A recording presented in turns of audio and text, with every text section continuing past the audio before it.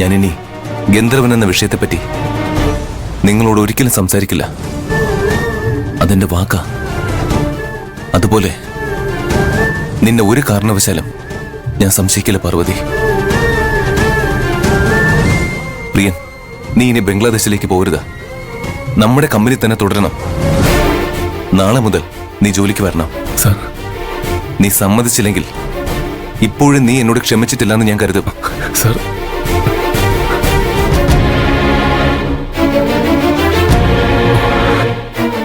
ഞാൻ വരാം. അധികം വൈകാതെ എനിക്ക് പാർവതിയുടെ ചില പ്രധാനപ്പെട്ട കാര്യങ്ങൾ പറയാനുണ്ട്. ഇനിയും അത് വൈകിപ്പിക്കുന്നത് ശരിയല്ല. പക്ഷേ ഈ അവസരത്തിൽ എനിക്കത് പറയാനും പറ്റില്ല. പാർവതി പുതിയ ഹോസ്റ്റലിലേക്ക് പോകണ്ട.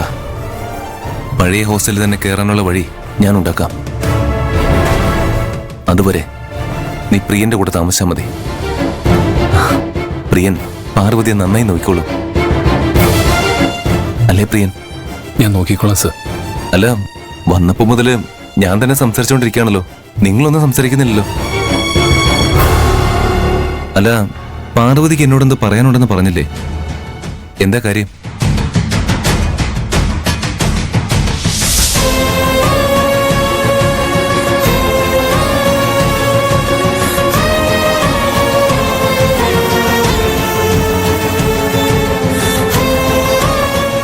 ഇത്രയും കാലം ജീവിതത്തിൽ ഒരു ലക്ഷ്യബോധവും ഇല്ലാതെ നടന്ന ഒരാളായിരുന്നു ഞാൻ.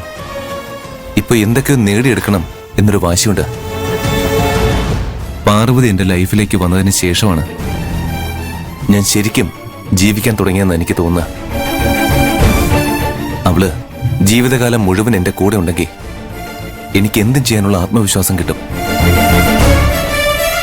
സാറ് ജീവിതകാലം മുഴുവനുള്ള കാര്യങ്ങൾ പ്ലാൻ ചെയ്ത് വെച്ചിരിക്കുകയാണല്ലേ? അതെ. ഇനി മുന്നോട്ടുള്ള ജീവിതം പാർവതി ഇല്ലാതെ എനിക്ക് സങ്കല്പിക്കാൻ കഴിയില്ല. പാർവതി എങ്ങാനും എനിക്ക് നഷ്ടപ്പെട്ട പിന്നെ ഞാൻ ജീവനോടുണ്ടാവില്ല. സാർ, ഇത് ഞാൻ വെറുവാക്ക് പറയുന്നതല്ല. എന്റെ ജീവിതം ഞാൻ പാർവതിക്ക് വേണ്ടി മാറ്റിവെച്ച് കഴിഞ്ഞു.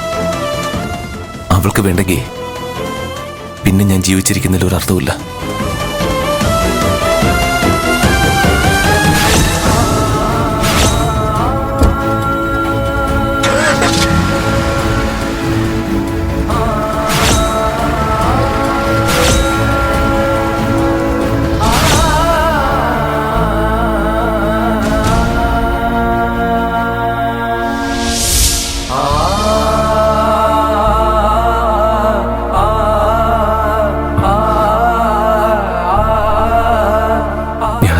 തമ്മിൽ ഇഷ്ടത്തിലാണെന്നറിഞ്ഞാൽ കൈലാഷ് സാറിന് അതൊരിക്കലും താങ്ങാൻ കഴിയില്ല.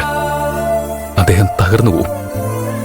ഇപ്പൊ അദ്ദേഹം ഒന്നും അറിയാതിരിക്കുന്നതാണ് നല്ലത്. അല്ല, നിങ്ങളെന്തൊന്നും പറയാത്തത്? Anything serious?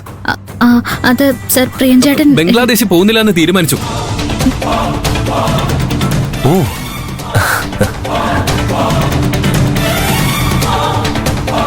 അപ്പോ പ്രിയം പാർവതിയും കൂട്ടിക്കൊണ്ട് വീട്ടിലേക്ക് പോളൂ. നമുക്ക് നാളെ കമ്പനിയിൽ കാണാം. Okay? Okay sir. Take care Parvathi. പ്രിയൻ,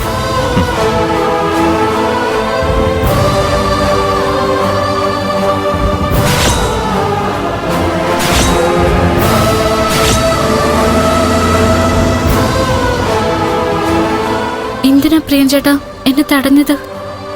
ഞാൻ അദ്ദേഹത്തോട് എല്ലാ സത്യവും തുറന്നു പറഞ്ഞെന്ന്.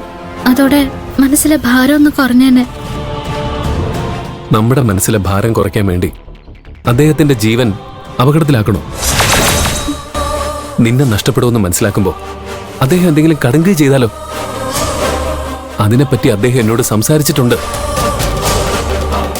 ഞാനും എല്ലാ സത്യവും പറയാന്ന് കരുതി തന്നെയാണ് നിന്നത്. കൈലാഷ് സാറ് വന്ന ഉടനെ എന്നെ 2 അടി അടിച്ചിരുന്നെങ്കിൽ പോലും കുഴപ്പമില്ലായിരുന്നു. പക്ഷെ അദ്ദേഹം നമ്മളെ സംശയിച്ചു പോയതിന്റെ കുറ്റബോധത്തിൽ നമ്മളോട് മാപ്പ് ചോദിക്കുക ചെയ്തത്. ഗോഡൌണിൽ നടന്ന വിഷയം നിനക്ക് ഓർമ്മയില്ലേ? അന്നും കൈലാഷ് സാറ് നമ്മളെ വിശ്വസിച്ച് നമ്മളെ സപ്പോർട്ട് ചെയ്തു.